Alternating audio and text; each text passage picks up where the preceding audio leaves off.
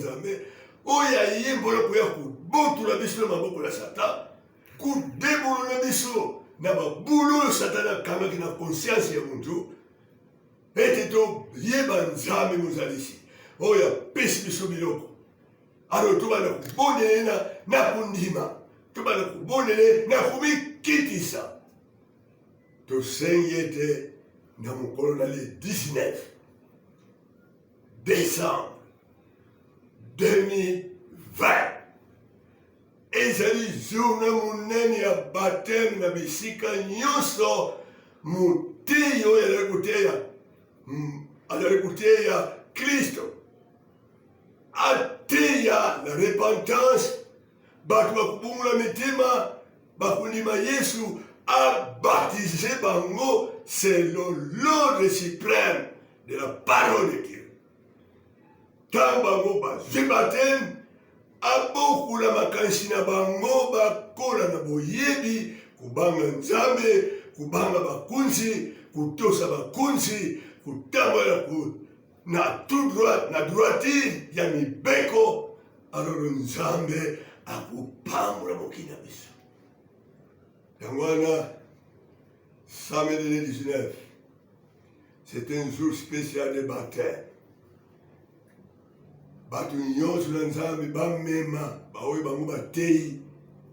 oyo babunguli mitema batiki pite batiki moyibi batiki bitumba batiki kuswana batiki kutomboka batiki bandimi ete batambola lokola bato oyo nzambe asali na elilingi na ye babatise bango bapese bango nzela ya kovanda na Sainte Seine le 20 décembre ete nzambe akumama Yesu azala exalte Yesu atombolama na mitima na biso tokomona molimo na nzambe ekozala libre mpona kopesa développement spirituel développement moral développement matériel développement financier to vivre mieux na mokili na biso oyo nzambe natondi yo mpo ete opesi biso bakonzi baoyo bayebi ete nzambe yo nde moto ozali mokonzi ya liboso mpe bokonzi nyonso ya biso eutaka epai na yo yango wana tika bakonzi opesi biso babanda kolota bandoto ya sika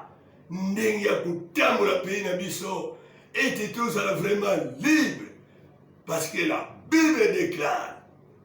si le Fils vous affranchit tu es réellement libre soki mokili bakososola nzambe mpe bayebi ete basalaki masumu bamikitisi nzambe alobi ete akokita na mokili wana mpona kopambola mokili wana yango wana nde lokula moto na nzambe mosali na ye nasengi kimia ezalaka te na